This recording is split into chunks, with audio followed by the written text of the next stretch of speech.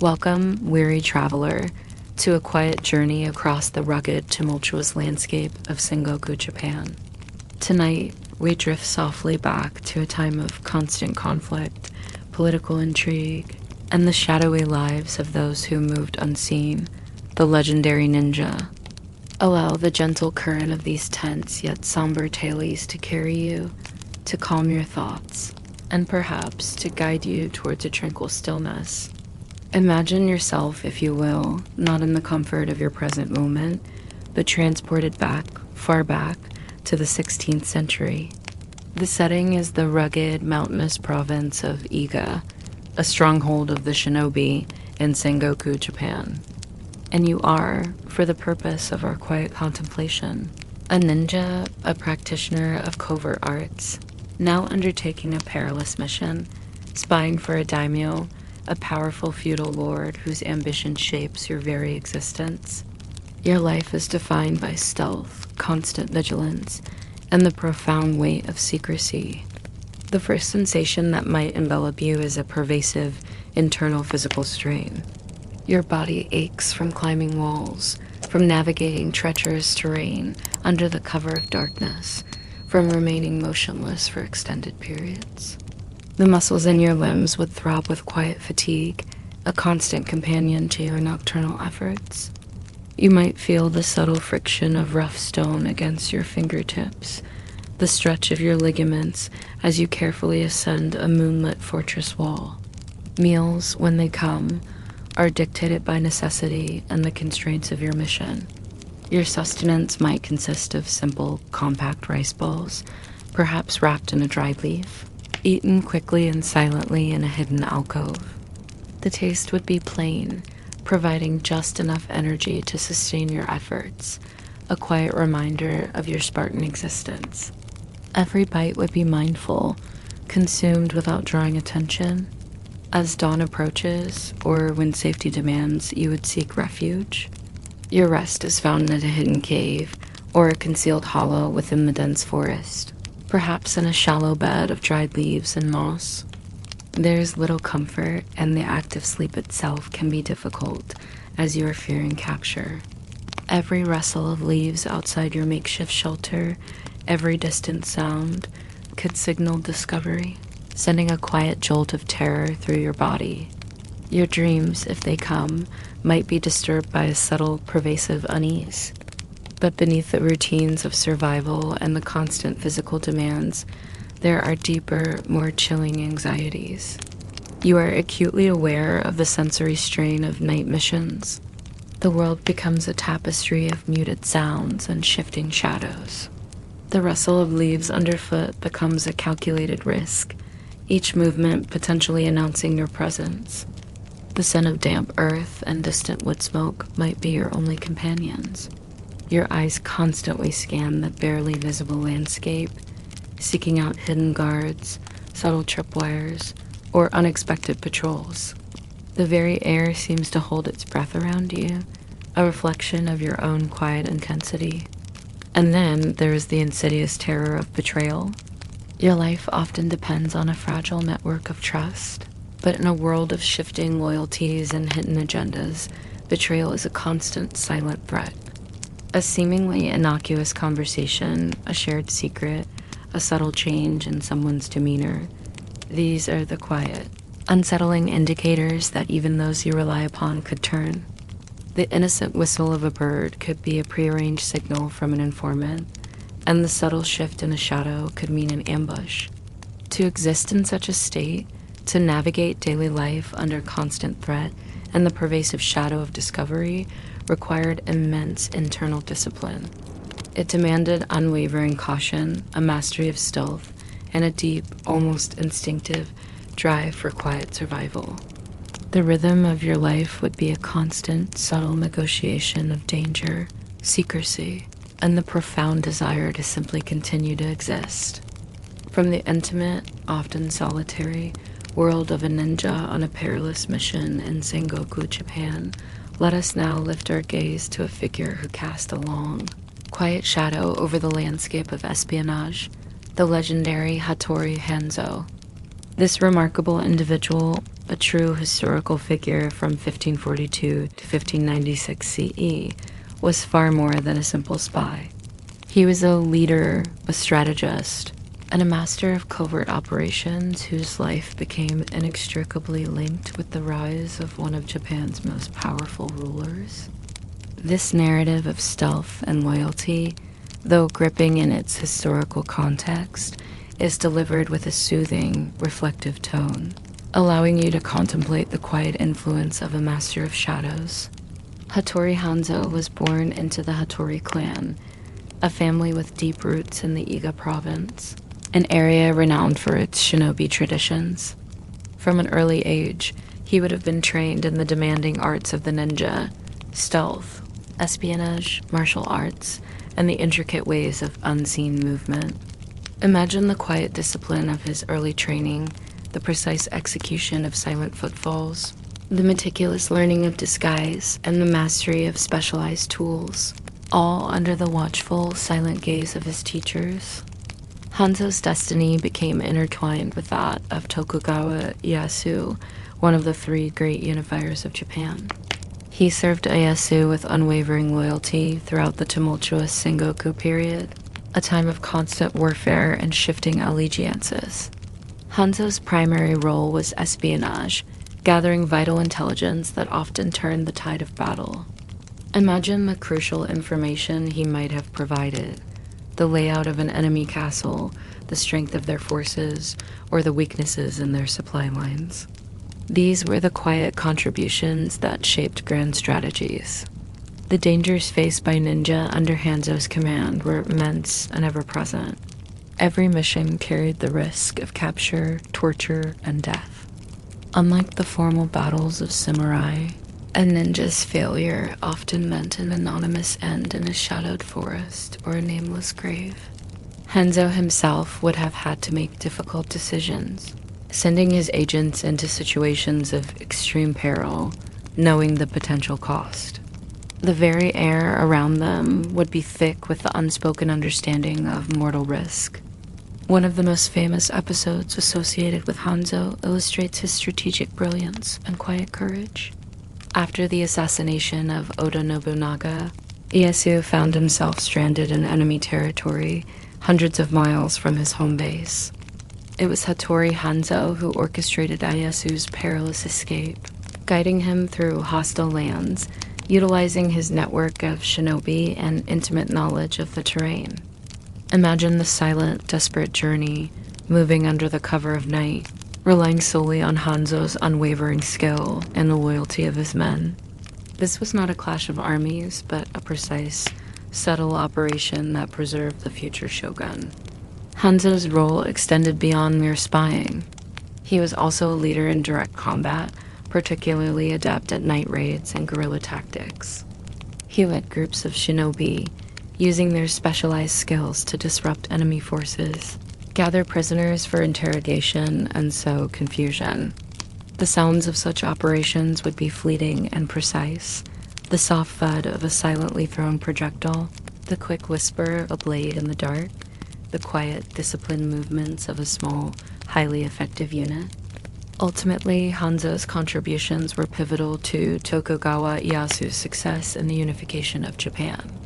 His quiet, persistent efforts in intelligence gathering, his strategic guidance, and his loyal service formed a vital, often unseen, foundation for Ieyasu's rise. Hanzo's legacy is not one of grand battlefield heroics, but of the profound power of quiet efficiency, unwavering loyalty, and the mastery of the shadows. The story of Hattori Hanzo is a gripping demonstration of how an individual operating in the deepest shadows could profoundly influence the course of a nation. The subtle swish of a blade, the muffled sounds of clandestine operations, and the quiet, unwavering loyalty of a master of espionage. These are the gentle echoes of a truly fascinating chapter in Japanese history, resonating softly, inviting deep and tranquil contemplation. From the quiet, strategic brilliance of Hattori Hanzo and the individual lives of shinobi, let us now gently delve into one of the most enigmatic legacies of the ninja, the mysterious ninja scrolls. These ancient texts, often meticulously preserved within the traditional ninja heartlands of Aiga and Koga villages, offer tantalizing glimpses into the true nature of their training, philosophy, and secret methods. They invite us to ponder the quiet wisdom and covert knowledge hidden within these fragile documents. Imagine holding one of these ancient scrolls in your hand. They are typically made of carefully prepared paper or silk, rolled tightly, and perhaps secured with a simple cord. The sensation of gently unrolling such a scroll, feeling the smooth, cool texture of the aged material, can transport you directly to the hands that wrote and studied it centuries ago. The air within the quiet confines of an archive or private collection might carry the faint, dry scent of aged paper and the subtle, almost imperceptible aroma of time itself. The content of these scrolls is as varied as it is fascinating, leading to the central enigma: were they primarily training manuals or coded plans?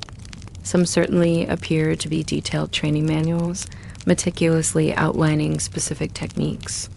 Imagine seeing intricate diagrams illustrating various forms of stealth, methods for silent walking, ways to blend seamlessly with shadows, or techniques for escaping pursuit.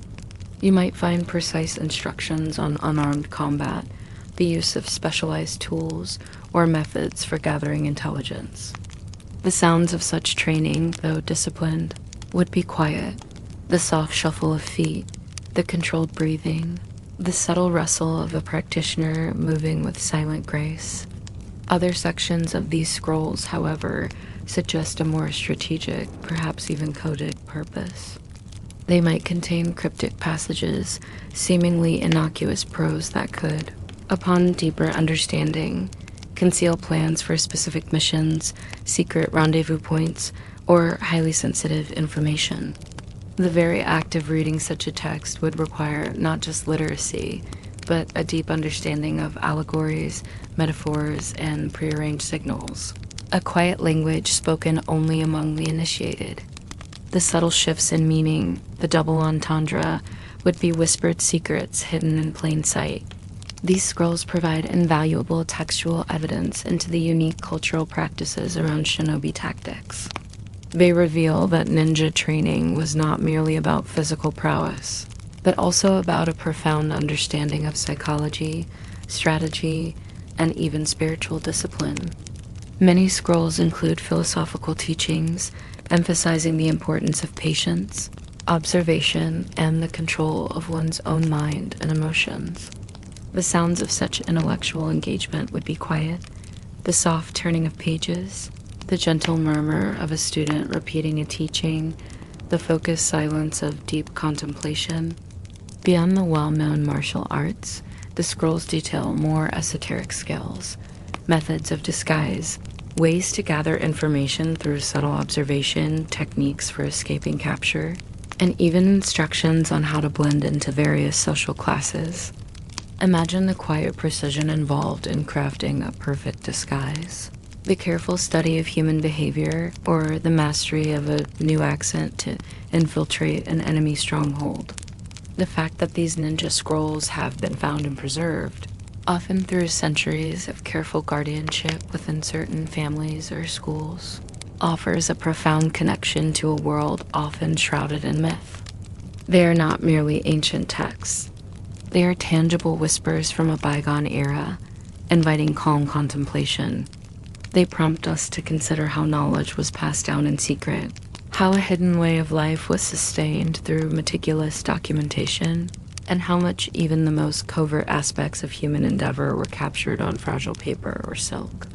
The subtle rustling sound of these ancient fragments, when held in the mind's eye, whispers tales of a secret world, patiently awaiting further understanding. From the quiet, enigmatic world of ninja scrolls and their hidden wisdom, let us now gently transition to a realm of overt power and strategic command. The daily life within a Sengoku warlord's mountain castle.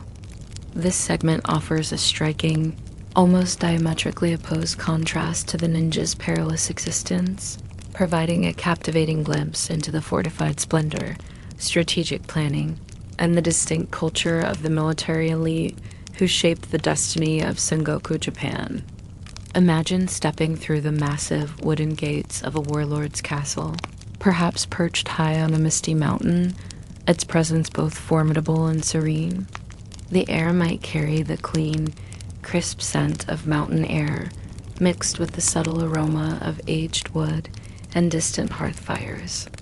The sounds within these fortifications would be distinct: the faint, rhythmic clang of a distant blacksmith, the soft creak of heavy timbers, and the low, measured tones of voices engaged in serious, strategic conversation echoing softly through the large halls.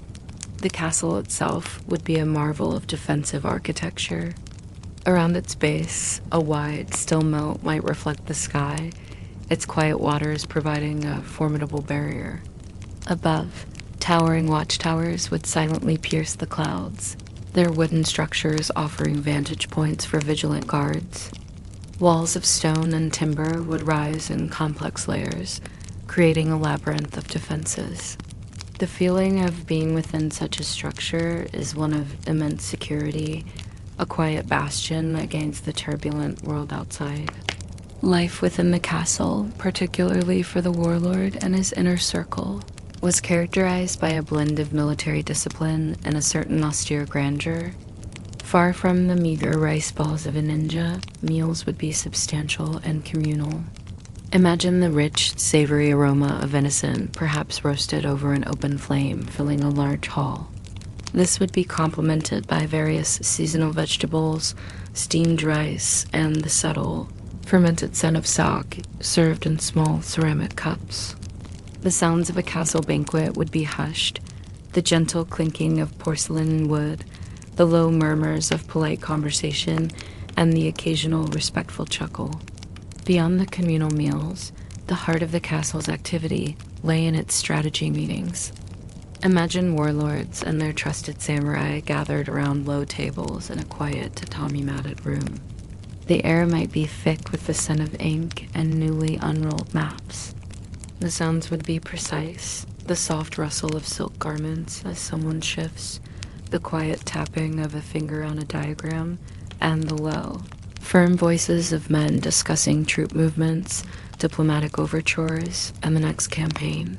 These were the intellectual battlefields where decisions were made that would impact countless lives across the land. The warlord's role in warfare was not simply one of a commander on a battlefield. It was a comprehensive responsibility for the overall military and political strategy. He would oversee intelligence gathering, often relying on individuals like the ninja we discussed, and decide when and where to commit his forces. His presence was one of absolute authority, a quiet, unwavering core around which the entire military machine revolved. His voice, though often calm and measured, carried the weight of life and death, shaping the destinies of his samurai, his peasants, and his rivals. This segment allows us to reflect on the nature of centralized power, the calculated comfort of a fortified stronghold, and the demanding responsibilities of military leadership in a fragmented era. It stands in stark, yet serene, contrast to the individual peril and hidden world of the ninja. One lived a life of constant, quiet risk in the shadows. The other, a life of strategic command and relative security within towering walls, highlighting the vast disparities and the intricate roles that define Sengoku, Japan. From the fortified splendor of the warlord's castle and the hidden world of the ninja, let us now gently shift our gaze to the vast, enduring majority of the population during Sengoku, Japan, the peasant class.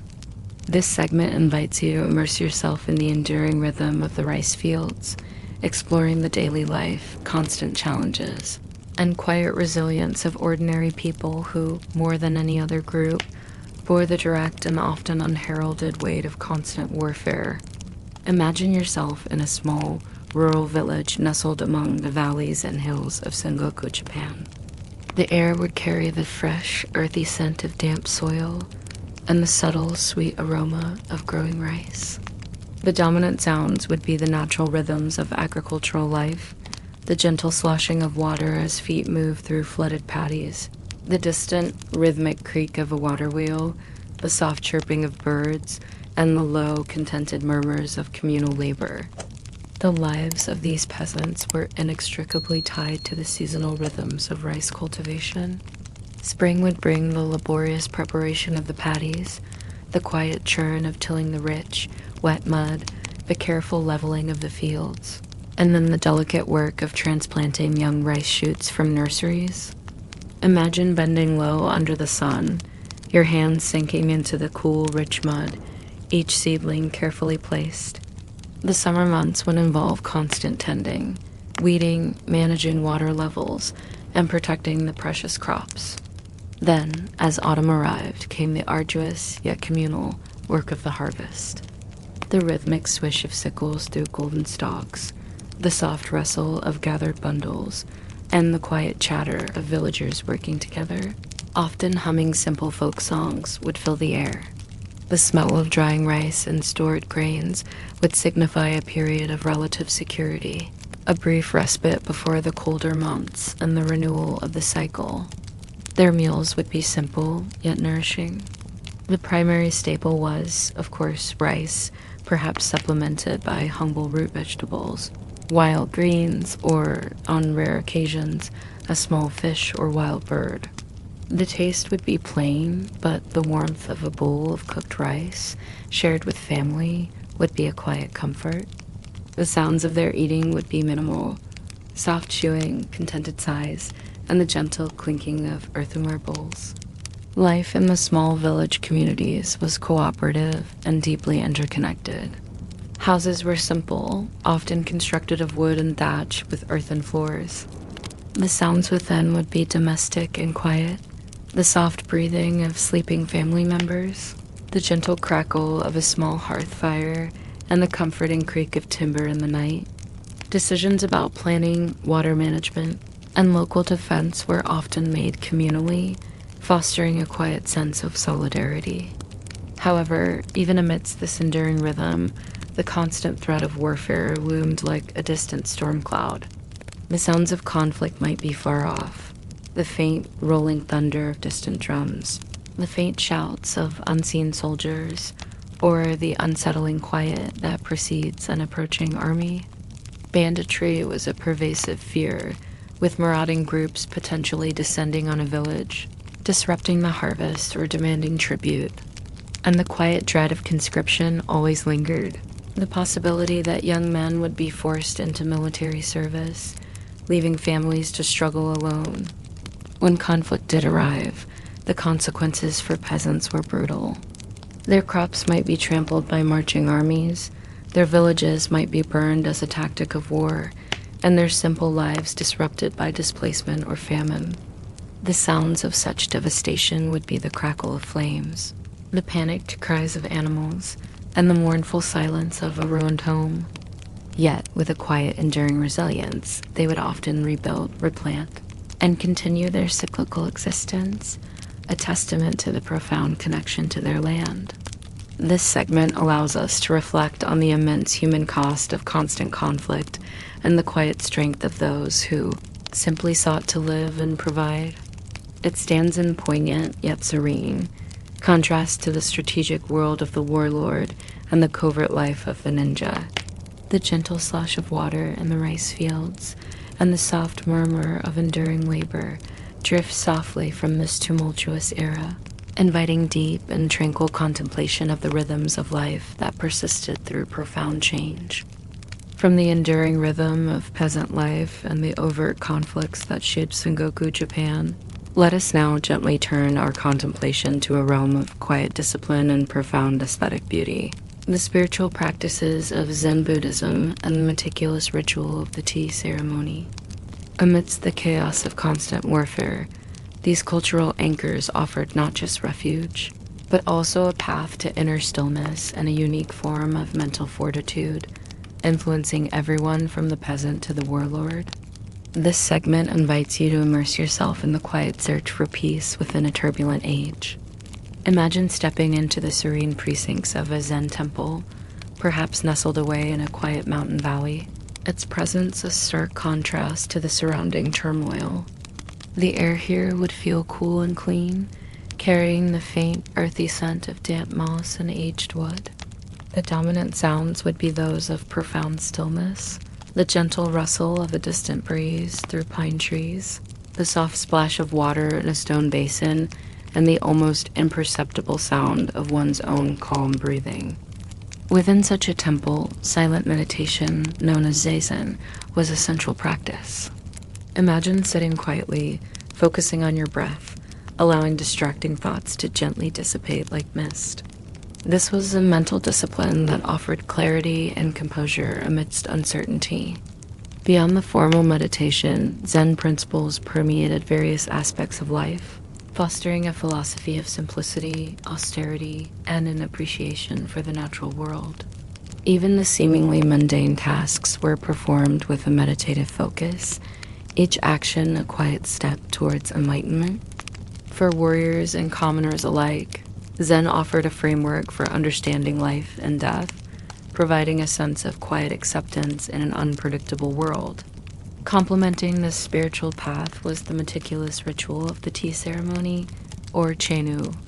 Imagine entering a small, unassuming tea hut, deliberately designed to evoke simplicity and harmony. The air would be filled with the subtle, earthy aroma of freshly prepared green tea. The sounds would be precise and deliberate, the gentle click of a ceramic bowl, the soft whisper of a bamboo whisk as it froths the tea, and the quiet trickle of hot water being poured from an iron kettle. Every movement in the tea ceremony is performed with profound intention and grace, a slow, deliberate dance of actions. The focus is on the present moment, on the beauty of imperfection and the quiet elegance of simplicity. Imagine the feeling of the warm ceramic bowl in your hands, the subtle bitterness and rich aroma of the tea as you sip it slowly.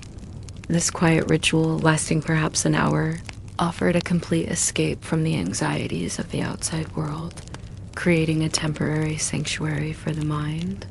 For the Sengoku warlords and samurai, engaging in the tea ceremony was more than a pastime.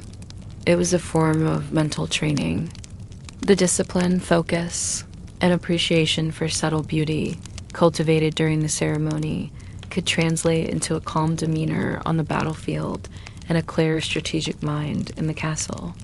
Even those engaged in constant conflict sought these quiet paths of inner peace, understanding that true strength came not just from physical prowess, but from mastery of the self.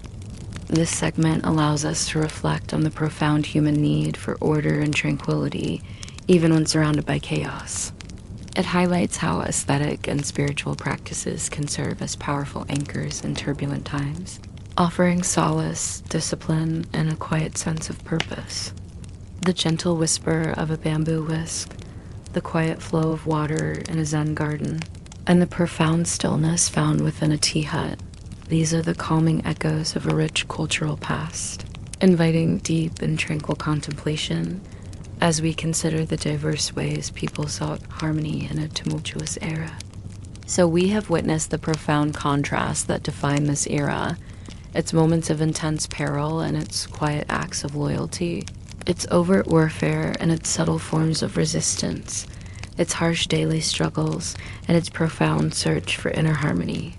It is a world both tumultuous and deeply philosophical, a testament to the intricate and often contradictory nature of human existence across time. What if the most dangerous secret you held wasn't a state affair, but a stolen kiss? Tonight, we journey back to Manoan Crete, to walk in the sandals of someone whose heart yearned for what was forbidden within walls that saw everything, and spoke of nothing. Imagine yourself in the heart of Knossos, not as a grand ruler or a celebrated artist, but as a servant in the bustling palace. Sometime around the 17th century BCE, the sun has barely begun to warm the eastern sky, but the palace is already stirring. You've spent hours scrubbing the intricate mosaic floors, the patterns of marine life and geometric designs slowly emerging from beneath layers of grime. The rough texture of the pumice stone against your palms is a familiar sensation, a constant reminder of your place within this grand structure. The palace itself feels alive, a colossal, multi-storied labyrinth of rooms and corridors. Not just with the scent of fresh plaster and polished wood, but with the heady aroma of saffron, used not only in cooking but also as a dye for the vibrant textiles that adorn the palace, and perhaps even as a subtle cosmetic. You might catch the faintest whiff of a sweet floral essence as a lady of the court sweeps past, her robes rustling softly, her movements graceful and unhurried. The visual landscape is equally rich, even for a servant. The walls are not bare stone, but alive with frescoes, depicting scenes of vibrant nature, athletic bull leaping, and serene processions. You pass them daily, perhaps not truly seeing them, yet their colors, the deep reds, the vivid blues, the sun-drenched yellows, are absorbed by your eyes, becoming part of the unconscious backdrop of your existence. The sounds are a constant hum, the soft slap of sandaled feet on stone, the distant clatter of pottery, the low murmur of voices from unseen chambers, and the occasional sharp cry of a market vendor from beyond the palace walls. A faint light filters through the narrow windows, illuminating dust motes dancing in the air, thick with the scent of wood smoke from the kitchen fires and the subtle sweetness of olive oil. Your feet, accustomed to the cool stone, already ache slightly from the morning's chores. Your meals are simple, yet nourishing. A small bowl of barley porridge, perhaps a handful of briny olives, and a piece of flatbread baked fresh on the hearth. You eat quickly, often while still working, perched on a low stool in a communal area, the earthy taste of the grains filling your mouth. You overhear them, fragments of hushed conversations carried on the gentle breeze through open doorways, or exchanged in low tones in dimly lit corridors. A servant girl, perhaps, speaking of clandestine meetings in the olive groves outside the palace walls. A guard, his face flushed, murmuring about a noblewoman's late-night excursions. These are the threads of Forbidden's liaisons, woven subtly into the fabric of daily life. Life here is structured by the rhythm of the palace, a relentless cycle of duties that ebb and flow with the sun. You carry water in heavy clay amphorae from the palace wells, the cool liquid sloshing gently against the sides. You sweep courtyards, polish bronze vessels until they gleam, and attend to the needs of the more privileged inhabitants. And it is in this environment, amidst this ceaseless activity, that the whispers begin.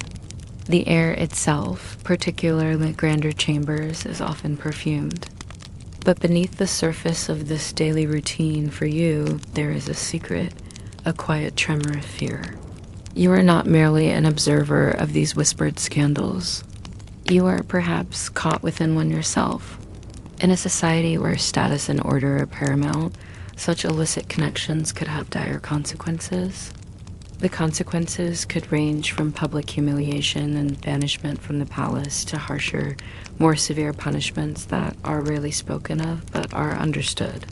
Each whispered word, each secret glance, carries with it the tangible weight of risk. You move with a practiced caution, your eyes scanning, your ears always attuned to the subtle shifts in the palace's rhythm. The rhythm of your own life, therefore, is not merely dictated by your chores, but also by the intricate dance of concealment, of protecting a secret that holds both immense joy and profound apprehension.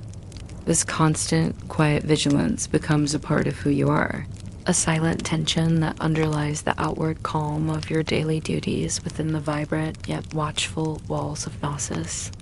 The stolen glances across a crowded hall, the fleeting touch of hands as you pass in a narrow corridor, the hushed words exchanged when you believe no one is listening, the simple act of brushing against the person you desire, the faint scent of their skin, the quiet beat of your own heart. These are the subtle markers of your dangerous entanglement. The fear of discovery is a constant companion, a faint echo in the back of your mind. Now, as the gentle Aegean breeze continues to whisper through the ancient olive groves of Crete, Let us turn our attention from the intimate struggles of a palace servant to a tale that transcends the mundane, a story that has echoed through the centuries and become one of the most enduring myths of the Minoan age. Pasiphae, the consort of the powerful King Minos, would have moved with an air of quiet authority, adorned in the rich, flowing robes favored by the Minoan elite, her hair intricately styled. Yet beneath this veneer of queenly composure, myth tells us of a tumultuous inner world, a passion that would ultimately lead to a legendary and infamous affair. We speak now of Queen Pasiphae, a figure whose name is synonymous with both beauty and scandal, a pivotal character in the unfolding drama of Minoan legend. Dating back to perhaps 1600 BC, imagine the grand halls of Knossos, not from the perspective of a servant, but through the eyes of its regal inhabitants. The story, as it has been passed down through generations, begins with King Minos and his divine right to rule. To solidify his claim, Minos prayed to Poseidon, the god of the sea, asking for a sign. Poseidon, in his oceanic majesty, sent forth a magnificent white bull from the waves, a creature of breathtaking beauty and formidable power.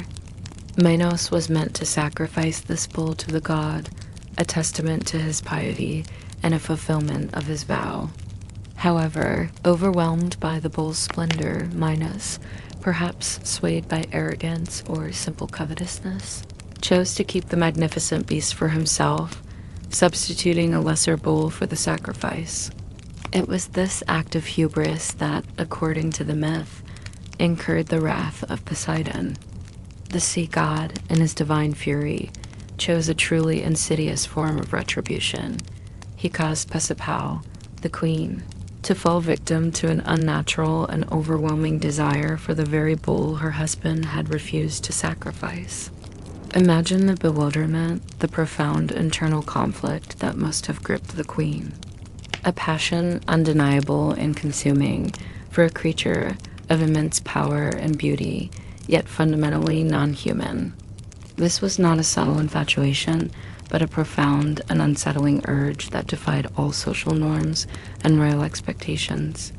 The myth describes her as utterly consumed by this forbidden love, to the extent that she sought the assistance of the brilliant artisan Daedalus. Daedalus, a figure of extraordinary ingenuity in Greek mythology, was tasked by Pasiphae to construct a device that would allow her to satisfy her unnatural longing.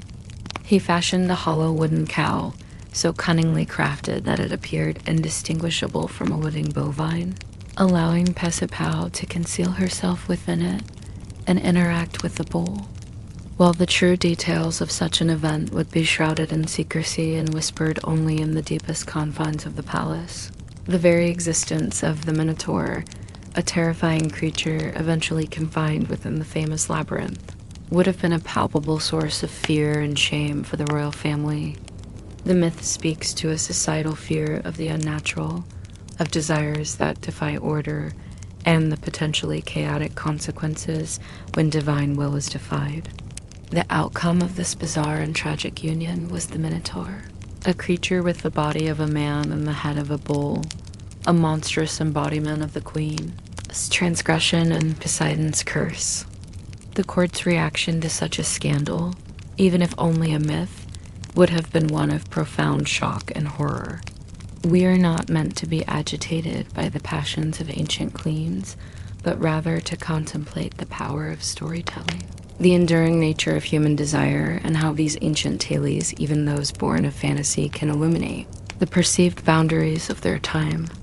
The myth of Pasiphae reminds us that even in the serene and artistic world of the Minoans, there were undercurrents of wildness, of passions that transcended the ordinary, leaving behind a legacy that continues to intrigue us thousands of years later. The cultural impact of this myth on Minoan society, or at least its later interpretations by the Greeks, is profound. The tale of Pasiphae and the Minotaur became a cornerstone of Greek mythology, inextricably linked with the island of Crete and its labyrinthine palace. It served as a cautionary tale, a dramatic narrative exploring themes of forbidden desire, divine retribution, and the blurred lines between humanity and the monstrous. While the Minoans themselves may have had their own interpretations and rituals surrounding bulls, the Greek mythologizing of Pasiphae's affair added a layer of scandal and tragedy that resonated for centuries. This narrative of myth and scandal, though deeply gripping, is delivered to us now in a soothing tone. As the echoes of Pasiphae's mythical passion gently recede, let us now shift our focus from the grand narratives of queens and gods to something much smaller, yet equally profound, the Minoan seal stones. These exquisitely crafted objects, often no larger than a thumb, are miniature windows into the heart of Minoan society, particularly those discovered in significant numbers at archaeological sites like Phaistos. They present us with a gentle enigma, a quiet puzzle from the distant past. Imagine, if you will, the earth-toned soil of an ancient excavation site. A careful brush sweeps away millennia of dust, revealing a small, smooth, polished stone. It might be made of steatite, agate, jasper, or even softer materials like ivory or bone. On its surface, intricately carved, is a tiny scene. Perhaps two figures intertwined in what appears to be an embrace, or a single figure seemingly lost in contemplation. Are these fleeting glimpses of personal affection tokens of a quiet devotion or something more complex? Perhaps even records of the very scandals and intrigues that rippled through Minoan palaces? The enigma of these seal stones lies precisely in their ambiguous imagery. While many depict animals, mythological creatures, or ritualistic scenes, a significant number feature human figures and postures that suggest intimacy. They were used for practical purposes, to impress designs into wet clay to seal jars, doors, or documents, acting as a form of signature or authentication. But their artistic detail and the personal nature of some of their depictions suggest a deeper meaning. We see individuals holding hands, embracing, or engaged in what appeared to be close interactions. Were these merely artistic representations of abstract love, or were they personal objects, perhaps gifted between lovers, used to seal letters or mark personal possessions? Consider the context in which they were found. At Phaistos, a major Minoan palace site second only to Knossos, these seals were part of the daily life of the inhabitants. Let's explore the archaeological finds themselves. These small artifacts are typically pierced, indicating they were worn as pendants around the wrist, perhaps as bracelets, always close to the body. This suggests a personal significance beyond mere administrative tools. Think of them as the ancient equivalent of a locket or a signet ring, something imbued with personal value and meaning. When a seal depicting a romantic scene is unearthed, the question naturally arises, was it a memento of affection, a secret token exchanged between individuals, or perhaps a more subtle, coded record of a liaison that could not be openly acknowledged? Delving into the cultural practices around Minoan art and ritual, we observe a society that embraced fluidity and natural forms in its artistic expression. Instead, we allow our minds to ponder the possibilities, to imagine the lives of the people who held these small stones, who pressed them into clay, and who perhaps carried them close to their hearts. Were they declarations of enduring love, or silent confessions of fleeting passion? The mystery of Minoan seal stones whispers of human connection across the millennia, a hypnotic echo of desires and relationships that continue to intrigue us, inviting our minds to gently drift through the currents of ancient life. Unlike some later, more rigid cultures, Minoan art often celebrated the human form and the beauty of nature with a remarkable sense of freedom. Imagine the intricate web of relationships within a palace, the alliances, the rivalries, and the inevitable passions. A discreetly carried seal stone, known only to a select few, could have been a silent testament to a secret agreement, a forbidden meeting, or a clandestine affection. The very ambiguity allows for this subtle interpretation, Frescoes depict individuals in motion, engaged in athletic feats or religious ceremonies, often with a striking lack of formal constraint. This suggests they were valuable objects, perhaps commissioned for special occasions or to commemorate significant personal events. The care taken in their creation speaks to their importance, whether as declarations of love, symbols of status, or silent keepers of secrets. This artistic sensibility might suggest that depictions of intimacy were simply a natural extension of their artistic vocabulary, rather than necessarily denoting explicit forbidden acts. However, it is also plausible that these scenes, particularly if found in private quarters or associated with specific individuals, served as discrete scandal records in a society where public image was crucial. The materials themselves also offer clues. Some seals are made of precious or semi-precious stones, requiring significant skill to carve.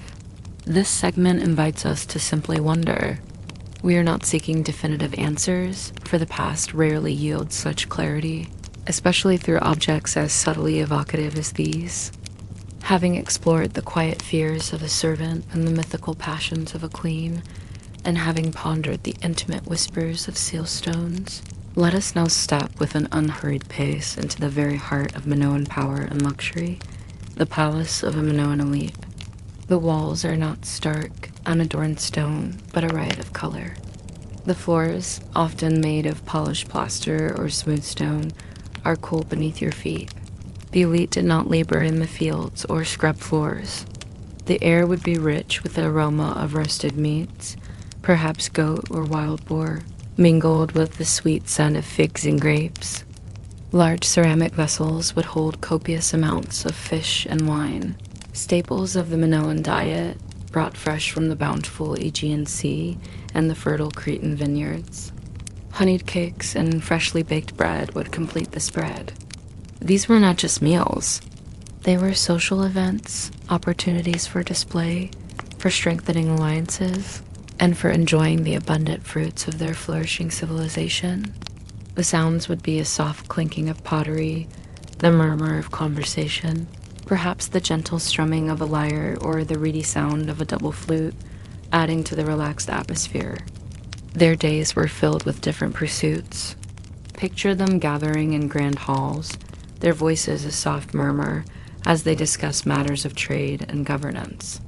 They would wear finely woven linen garments, often dyed with vibrant colors like purple or saffron, adorned with delicate gold jewelry. You might notice large, elegant alabaster jars strategically placed, perhaps holding precious oils, aromatic herbs, or even fine wines. These are not merely decorative.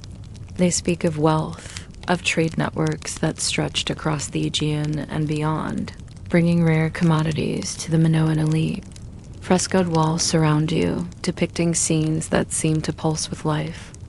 You might see graceful dolphins leaping through azure waters, their forms rendered with fluid precision, or perhaps youthful figures in profile, engaged in solemn processions, their clothing exquisitely detailed. The Minoans had an extraordinary artistic sensibility, and their palaces were designed to be a constant feast for the eyes, reflecting a deep connection to nature and a celebration of human activity. The pigments, derived from minerals, still retain a remarkable intensity even after millennia. Imagine yourself not as a worker nor as a deity, but as a privileged guest, strolling through the expansive courtyards and richly appointed chambers of one of these magnificent structures, perhaps during the zenith of Minoan civilization, around 1500 BCE. The first thing that greets your senses upon entering is the sheer vibrancy of the space. As you move deeper into the palace, the air might carry the faint, pleasant scent of exotic wood and perhaps the subtle aroma of incense.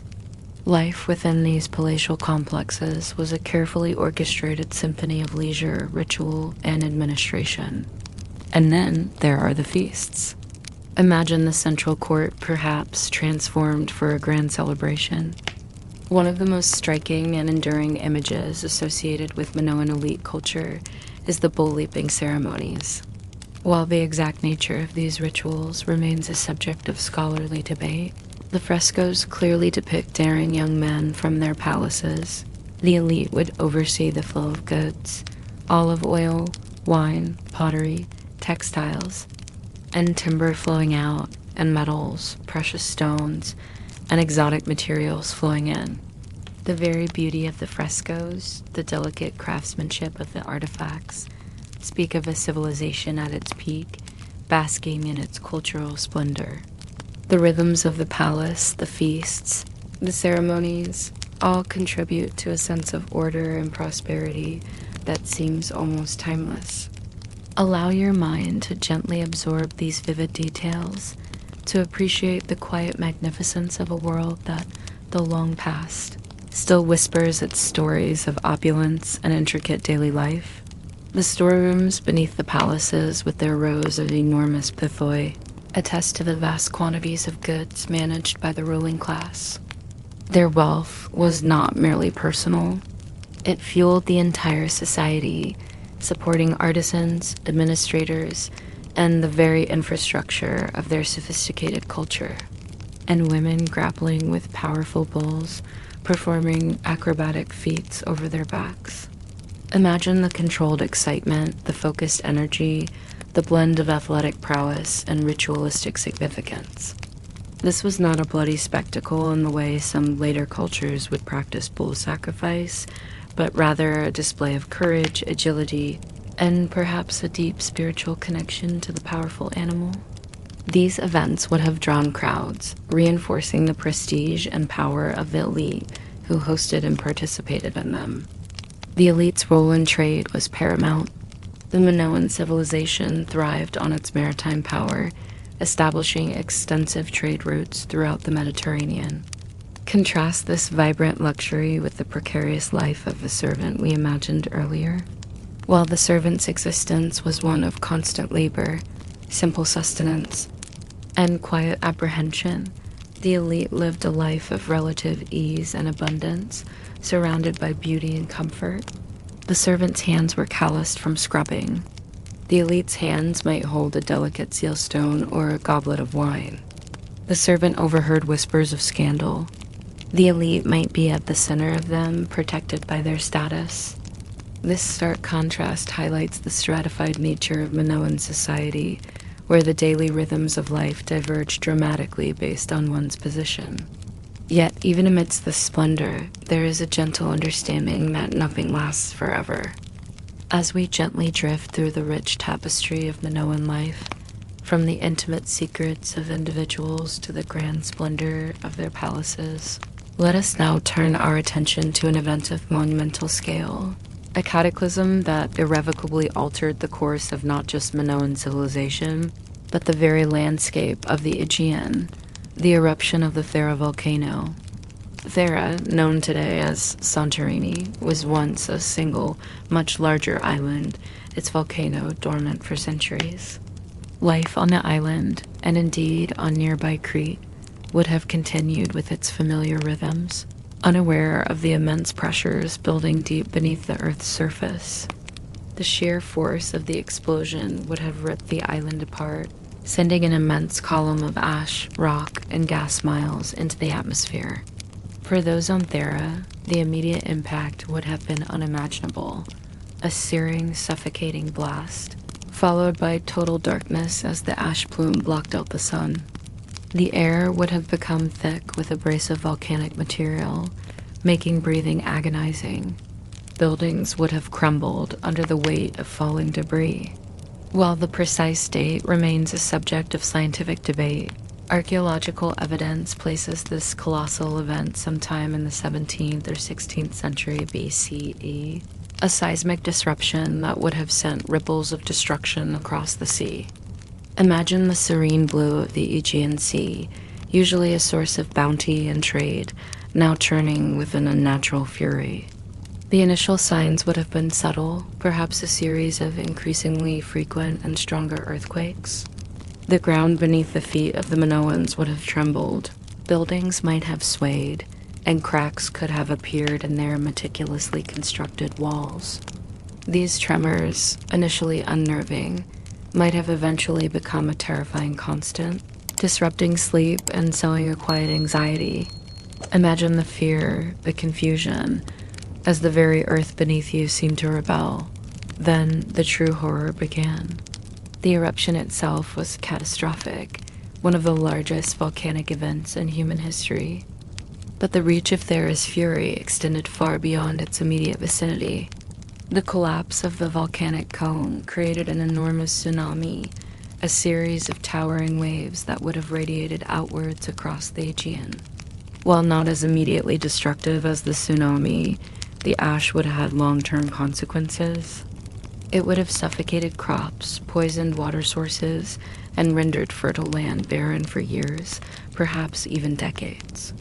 Imagine the slow, creeping dread as the food supply dwindled, as the very ground that sustained them became infertile, adding the specter of famine to the immediate destruction.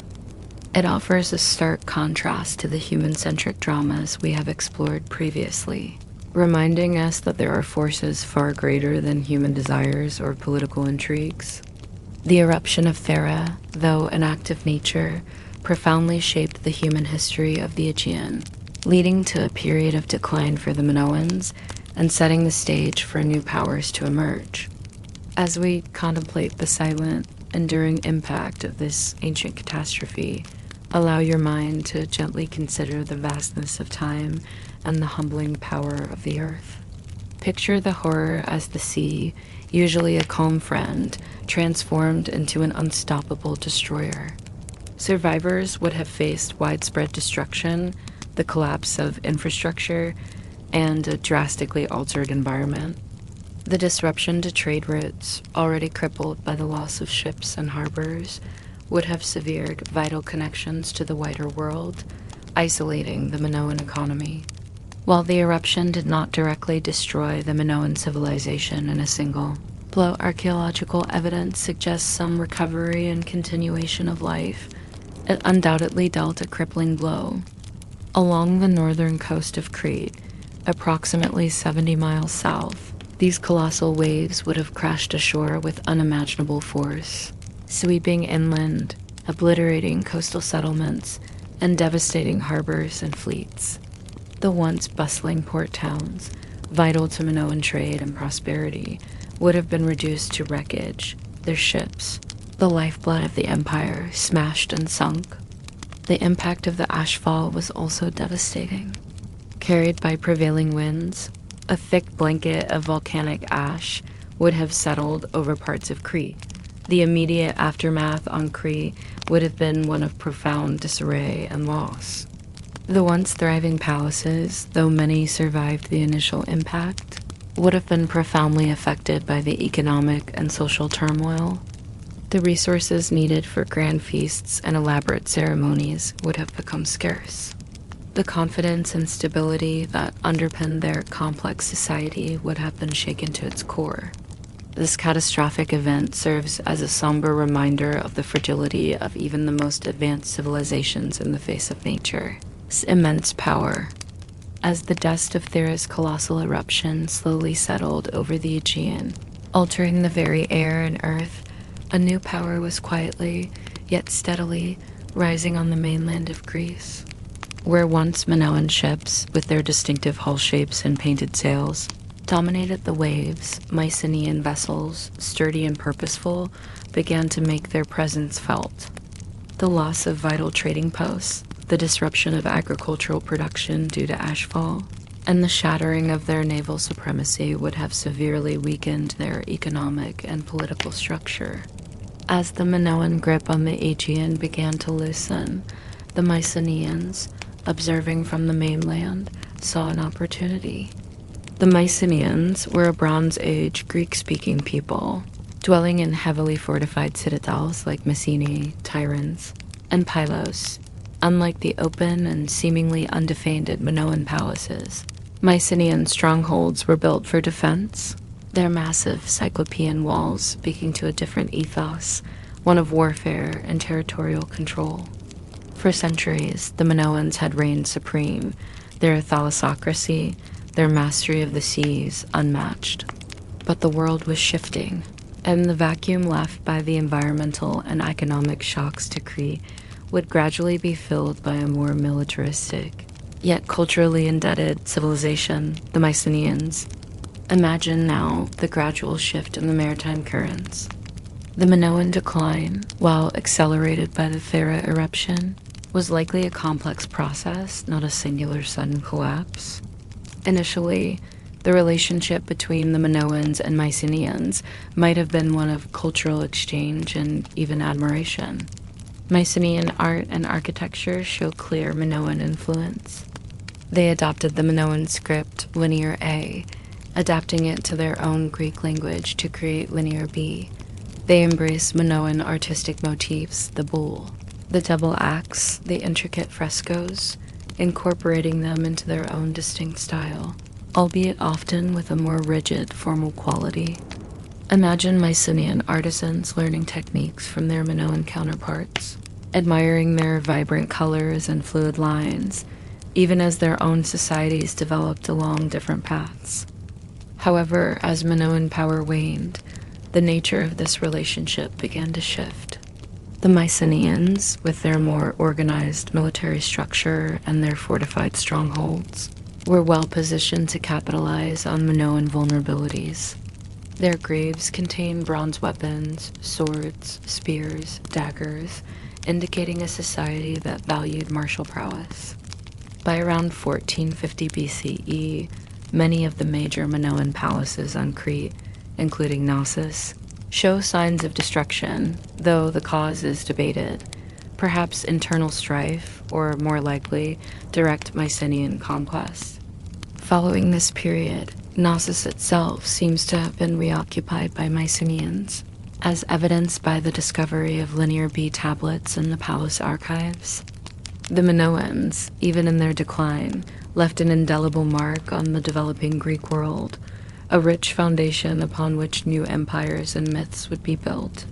As we contemplate this grand historical transition, allow your mind to gently consider the ebb and flow of power, the subtle ways in which one civilization gives way to another, and the enduring echoes of those who once held sway. These tablets, unlike the still undeciphered Linear A, reveal a highly centralized administration quite different from what we understand of earlier Minoan systems. Their narratives, passed down through later Greek epics, are filled with heroes and battles. The vibrant, artistic, and seemingly less militaristic Minoan civilization slowly faded into the background, its legacy absorbed and transformed by its more bellicose successors. The intricate frescoes of Crete began to share their space with the martial motifs of mainland Greece. The open, flowing architecture of Minoan palaces gave way to the formidable walls of Mycenaean citadels.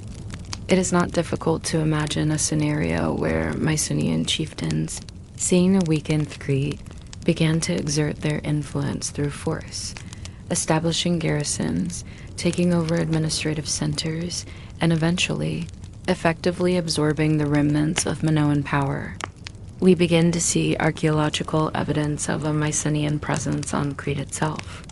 This might have initially been through trade, then perhaps through gradual settlement, and eventually through more direct political and military intervention. Consider the nature of Mycenaean expansion. Unlike the Minoans, whose influence spread largely through trade and cultural diffusion, the Mycenaeans were formidable warriors. The ultimate end of Minoan dominance is not marked by a single dramatic battle, but by a gradual transition of power. This period marks a profound shift in the political and cultural landscape of the Aegean. The story of the Mycenaean ascendancy and the end of Minoan dominance is not a tale of brutal conquest alone, but also one of cultural inheritance and transformation.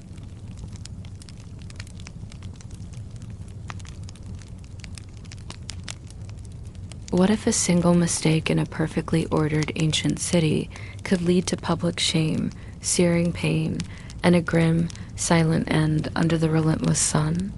We calmly explore this chilling reality in the Indus Valley.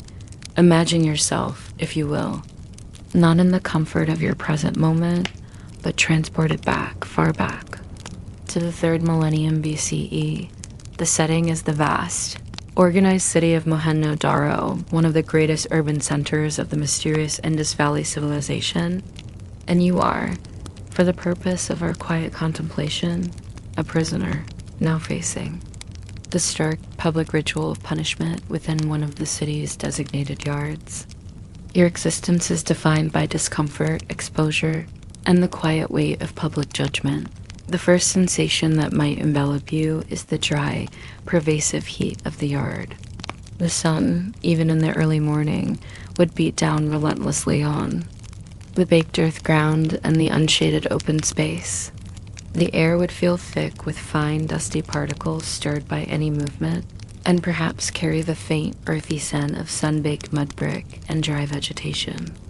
The sounds would be hushed and tense, the soft, rhythmic hum of insects in the distance, the muffled shuffling of a gathered urban crowd, and the quiet, dry rasp of rope. Your body, in particular, knows the immediate discomfort of constraint. Your wrists chafe from rope, bound tightly behind your back or to a post. The coarse fibers of the plant-based rope would dig into your skin, creating a constant, low-level irritation. Each subtle shift of your weight would cause a quiet, burning sensation, a constant reminder of your lack of freedom and your vulnerable position. Meals, if provided, would be meager and unappetizing. Your sustenance would consist of spoiled millet, perhaps a small, dry portion of grain that has turned rancid in the heat. The taste would be bitter, unpleasant, barely providing nourishment, serving as a quiet testament to your diminished status.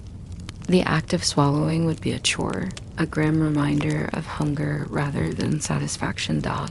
As the day progresses, or as the sentence demands, you would endure public whipping. While we will not dwell on the precise details of physical pain, imagine the quiet, chilling precision of the lash.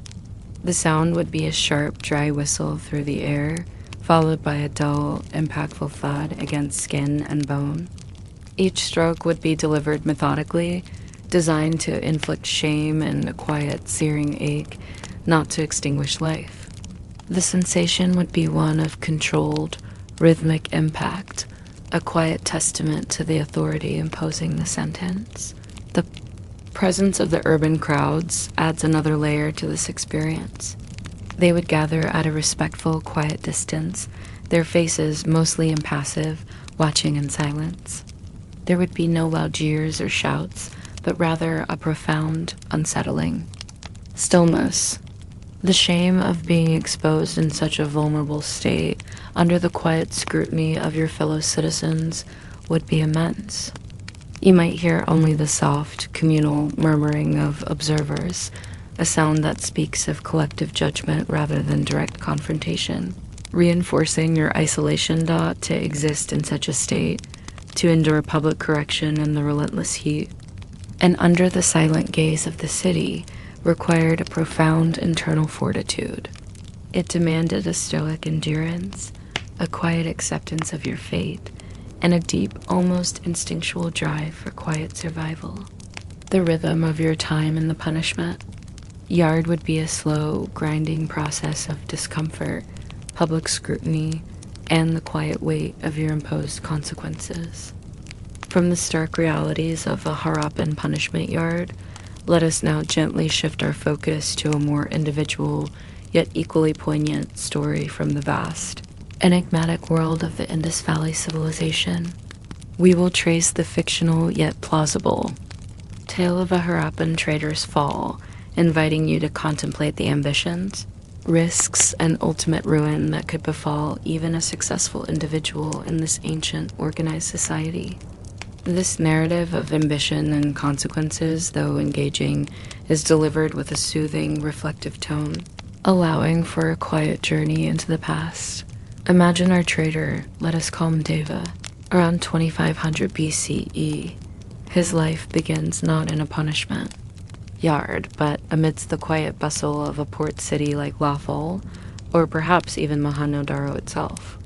Deva is a man of ambition, driven by the desire for prosperity and the quiet thrill of distant lands.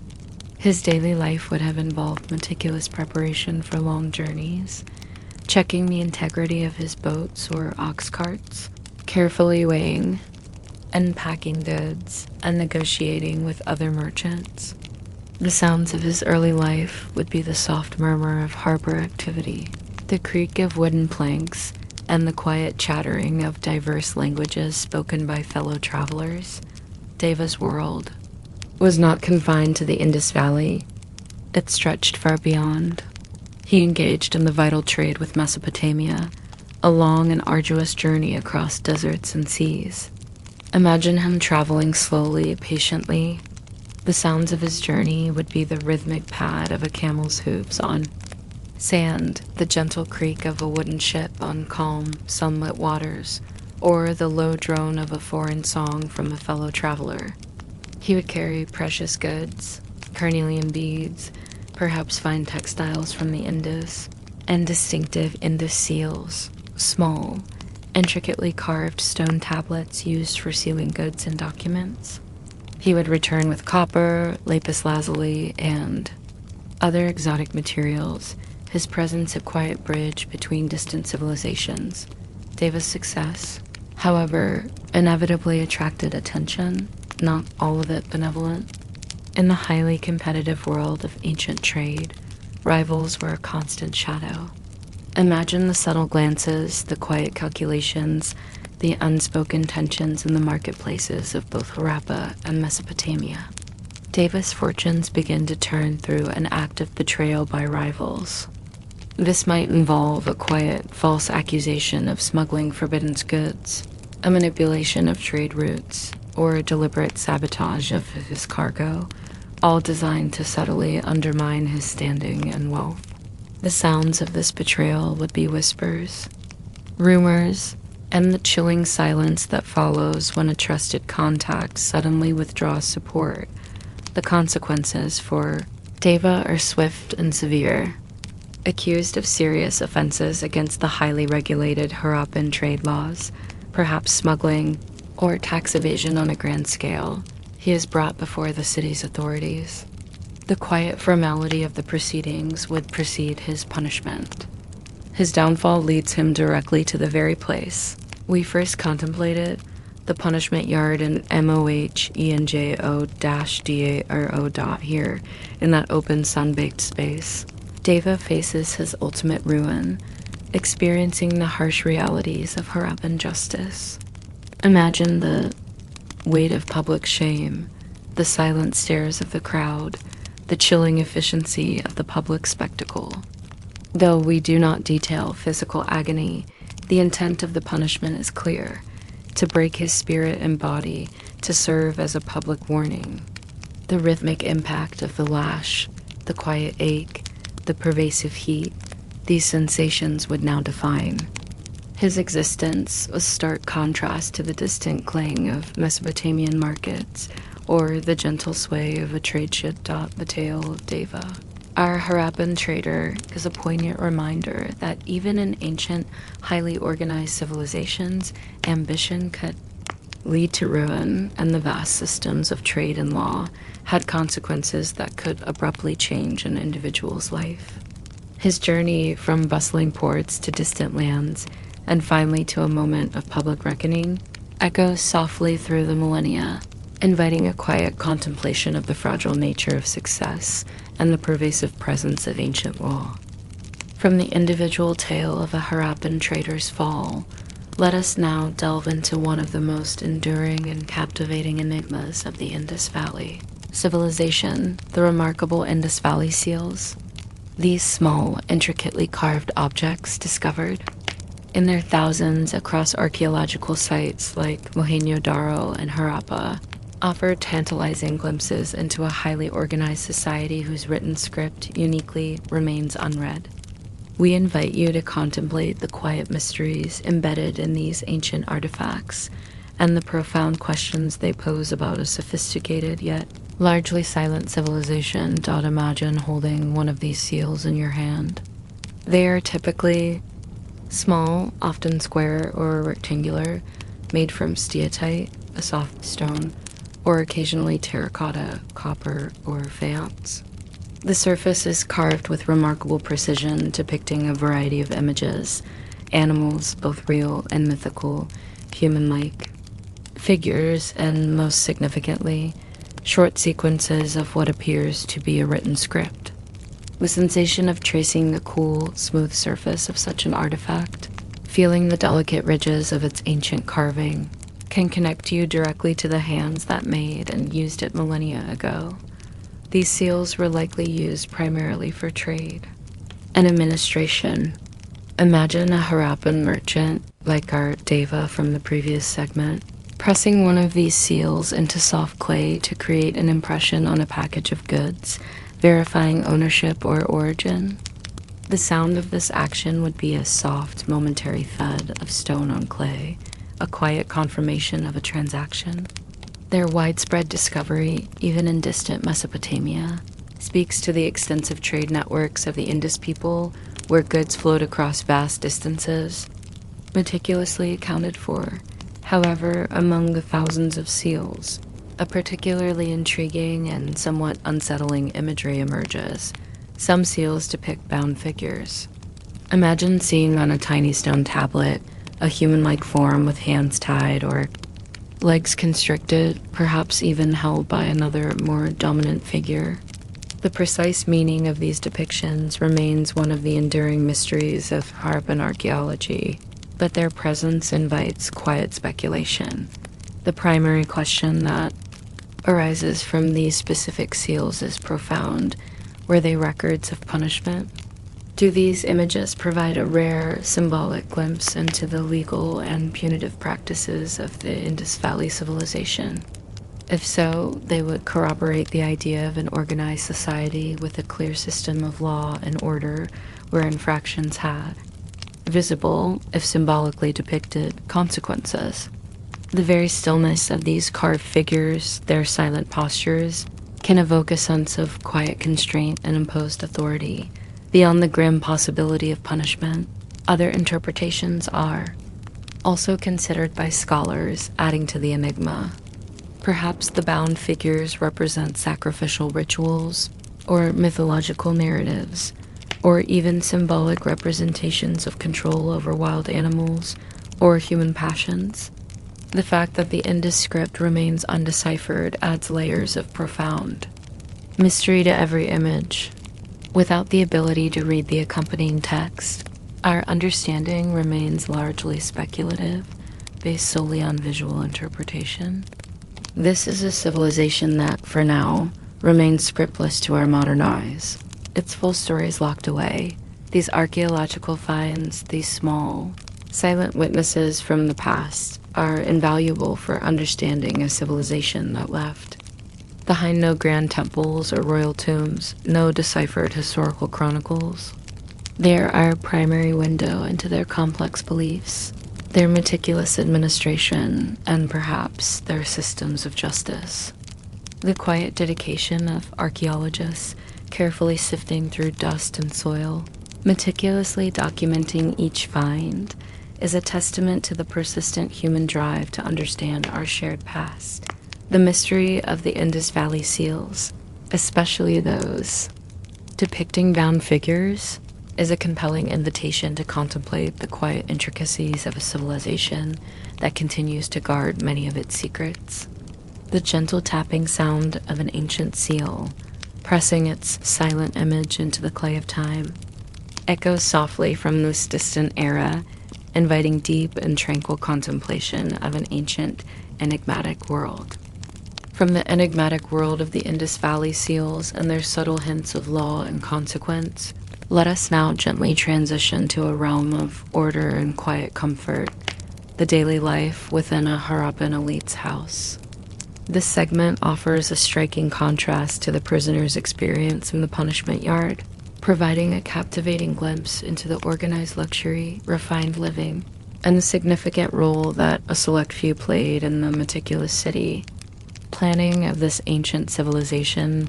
Imagine stepping through a simple yet sturdy entrance into a multi-roomed baked brick home within the structured grid of Mohenjo-daro or Harappa. The air inside would feel noticeably cooler and calmer than the dusty streets, carrying the clean, earthy scent of damp brick and perhaps the subtle aroma of prepared foods. The sounds would be hushed and domestic, the gentle clinking of pottery, the soft murmur of family conversations, and perhaps the distant, muffled sounds of city life, muted by thick walls, the interior spaces. Though not lavish in the Mesopotamian or Egyptian sense of grand palaces, would speak of quiet prosperity and meticulous order. Walls might be plain, but floors would be swept clean. Personal possessions would be arranged with care. You might see small, artfully crafted terracotta figurines, perhaps depicting animals or stylized human forms, placed on ledges or in niches. These small works of art, with their smooth, cool surfaces, offer a silent testament to the aesthetic sensibilities of the household. Personal adornment played a subtle role. Imagine the smooth, cool feel of polished carnelian beads, prized. Red-orange stones, perhaps strung into necklaces or bracelets, catching the faint light. These items, along with other semi-precious stones, copper, and shell, would signify their elite status and their access to extensive trade networks. Meals in an elite Harappan home would be wholesome and carefully prepared. The aroma of simmering grains and vegetables would fill the kitchen area. Imagine plates laden with nourishing lentils, a staple of their diet, perhaps accompanied by fresh or dried fish from the Indus River, providing essential protein. Grains like wheat and barley, ground into flour for flatbreads, would also be central. The sounds of a meal would be quiet and communal, the gentle scraping of simple utensils on pottery, the soft chewing, and the low, contented murmurs of a family sharing sustenance, a defining feature of Harappan elite homes. And indeed, the entire civilization was the presence of sophisticated private baths and advanced drainage systems. Imagine the quiet, cool splash of water as you step into a small, private bathing area within the home, fed by a well or public water system, and drained away through carefully constructed channels beneath the city streets. The clean, earthy scent of damp clay and fresh water would be particularly pronounced here. This emphasis on hygiene and meticulous water management speaks volumes about their advanced understanding of urban living and public health. The elite's role in city planning was paramount. While we do not have clear evidence of kings or emperors, the remarkable uniformity and meticulous planning of Harappan cities like Mohenjo-daro suggest a powerful, centralized authority, likely comprising an elite class of priests, administrators, or wealthy merchants. Imagine the quiet intensity of their discussions in private courtyards as they oversaw the construction of new neighborhoods, the maintenance of the massive granaries, or the intricate systems of water supply and drainage. The sounds of their influence would be the distant, rhythmic chipping of bricklayers, the measured voices of overseers, and the quiet assurance that the complex machinery of the city continued to function with remarkable precision. This segment allows us to reflect on the orderly comfort, the advanced urban infrastructure, and the subtle luxury that defined the lives of the Harappan elite. It stands in striking, yet serene, contrast to the prisoner's experience in the punishment yard. One individual lived a life of quiet suffering and public shame. The other resided in a home of methodical comfort and wielded quiet, profound influence over the very design of their grand cities, highlighting the vast disparities and the intricate layers of this mysterious ancient society. From the ordered comfort of a Harappan elite's home, let us now gently broaden our perspective to encompass the remarkable ingenuity that underpinned the entire civilization, the sophisticated water management and urban engineering of the Harappans, and the profound environmental challenges that shaped their very existence. This segment invites you to contemplate the quiet, persistent struggle and brilliant solutions of an ancient people in harmony with and sometimes challenged by the mighty forces of nature. Imagine the bustling, yet orderly, streets of Mohenjo-daro, or Harappa, not just as a collection of homes, but as a masterpiece of ancient urban planning. At the heart of this planning was an extraordinary relationship with water. The air, even in the dry season, would carry a subtle freshness in certain areas, hinting at unseen flows. The dominant sounds would be the soft, constant murmur of flowing water, the gentle creak of a well pulley, and the low, purposeful sounds of daily life intricately connected to water usage. The Harappans were truly silent architects of water. Their cities boasted an unparalleled system of wells, baths, and drains. Imagine standing beside a meticulously constructed well, its brick lining descending deep into the earth to reach the cool, clean groundwater. The sound of a rope being slowly lowered, followed by the soft splash of a bucket hitting the water, would be a daily symphony, providing life-sustaining fresh water to every neighborhood. Each house, even modest ones, often had its own private. Well, connecting these homes and public spaces was an elaborate network of drains. Imagine a precise system of baked brick channels running beneath the city streets, carrying wastewater away from dwellings. These drains were often covered, keeping the city clean and hygienic. The sounds of this system would be barely audible. A constant, very faint trickle or gurgle of water moving slowly beneath the ground, a testament to an unseen yet vital urban infrastructure. This level of sanitation was unprecedented in the ancient world, showcasing a quiet, collective understanding of public health. At the heart of Mohenjo-Daro stood the enigmatic Great Bath. Imagine its large, carefully constructed brick tank, likely used for ritual bathing or communal purification. The feeling of stepping down its broad, well-made steps into the cool, clear water would have been a profoundly sensory experience. The sounds would be hushed, the soft lapping of water against stone, the gentle echo of voices, and the quiet dignity of a sacred space. This grand structure, with its sophisticated system for filling and emptying water, speaks volumes about their engineering prowess and their spiritual or communal practices. However, the Harappans also lived in a constant, quiet negotiation with the immense power of the Indus River. This life-giving river, essential for agriculture and trade, also presented formidable environmental challenges. Imagine the annual rhythm of the river, swelling with monsoon rains and snowmelt from the distant mountains. The sounds of the river in full flood would be a low, powerful roar. A majestic yet terrifying force of nature, the cities were built on raised platforms, a testament to their understanding of floods. Yet, even with these precautions, the river's unpredictable power meant that cities sometimes had to be rebuilt after devastating inundations. The sounds of reconstruction, the rhythmic chipping of new bricks, the low murmuring of work crews, would have been familiar to many generations, a testament to their quiet resilience in the face of natural forces. The shifting courses of the river over centuries also posed existential threats, slowly changing the landscape and the very viability of their settlements. This segment allows us to reflect on the remarkable ingenuity of the Harappan people, their deep understanding of their environment, and their meticulous approach to urban living. It stands in grand, yet serene, contrast to the individual lives we've explored, reminding us of the larger forces, both human and natural, that shaped this mysterious civilization.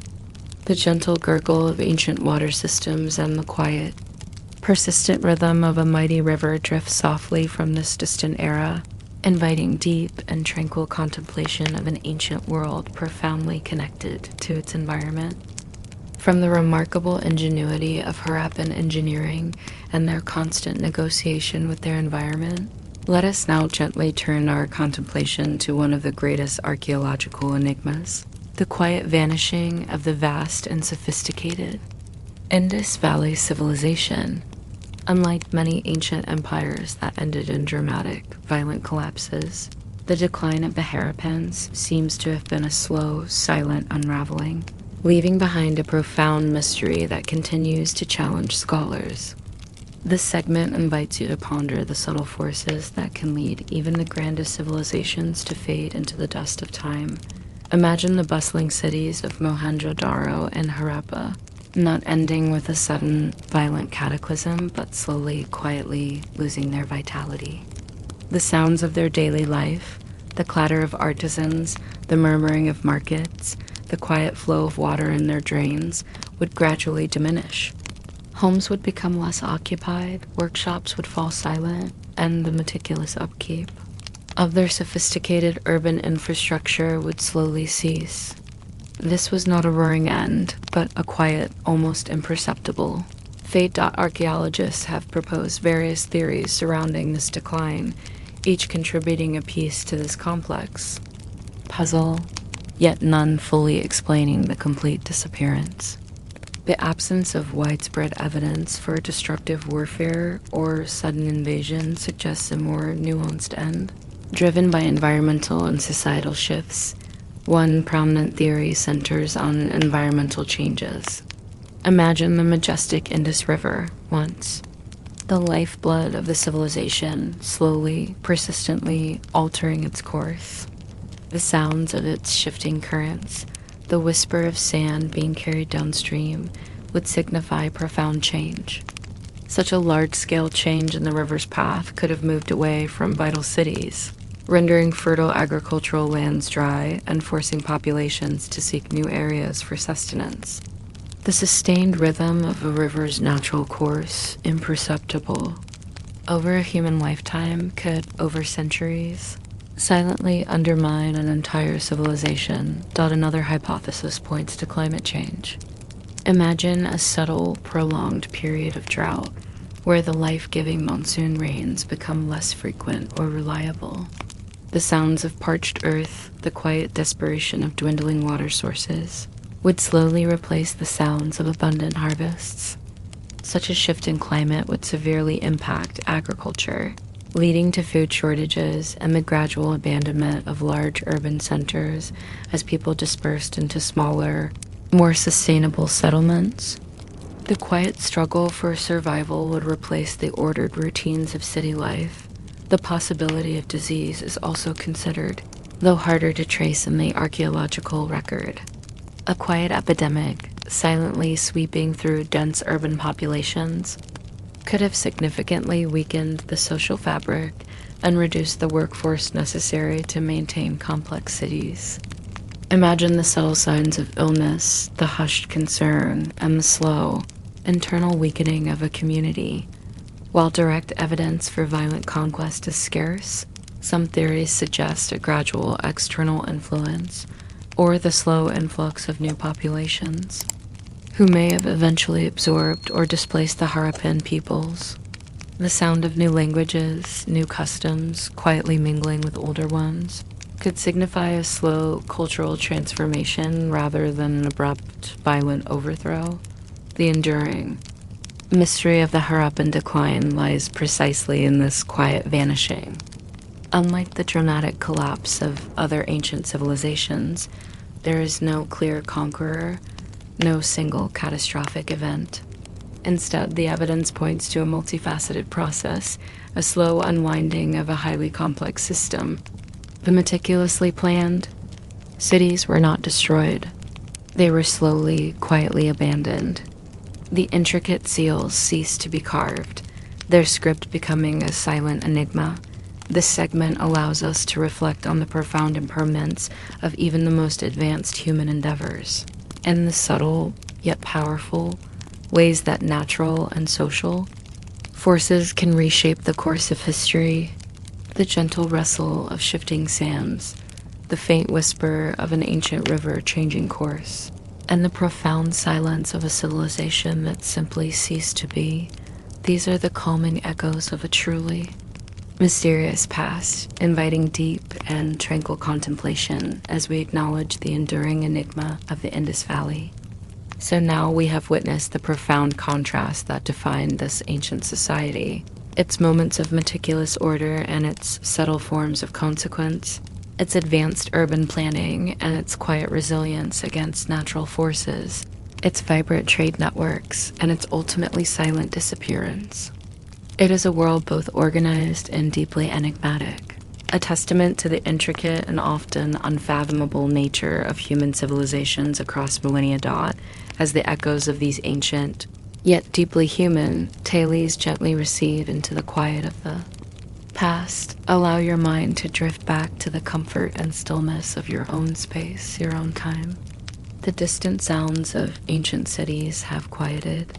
The mysteries of their script remain, gently awaiting discovery. The journey through this compelling age is complete.